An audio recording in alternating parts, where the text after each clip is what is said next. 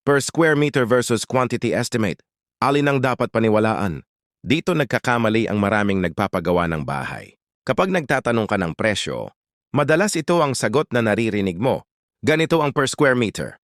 At akala ng marami, iyon na ang tamang presyo. Pero real talk, magkaiba ang per square meter at quantity estimate. Ang per square meter price ay bulk estimate lang. Ginagamit ito para magkaroon ka ng rough budget idea. Hindi pa nito sinasabi ang eksaktong gastos ng bahay mo. Samantalang ang quantity estimate, dito nagsisimula ang totoong costing. Sa quantity estimate, binibilang kung ilang bakal, ilang sako ng semento, ilang metro ng tiles, gaano karaming pintura, at magkano ang labor sa bawat trabaho. Hindi na ito hula.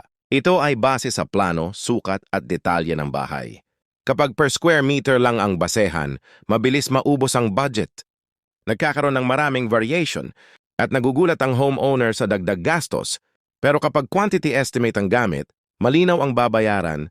Alam ng homeowner saan napupunta ang pera, malinaw din sa contractor ang sisingilin. At iwas sa pagtatalo sa billing, kaya ang tamang tanong ay hindi lang, magkano per square meter? Ang mas tamang tanong ay, may quantity estimate ba ito? Dahil kung seryoso ka sa pagpapagawa ng bahay, hindi sapat ang hulaan. Ako si Architect Ver, at tandaan mo, ang tamang bahay nagsisimula sa tamang kaalaman.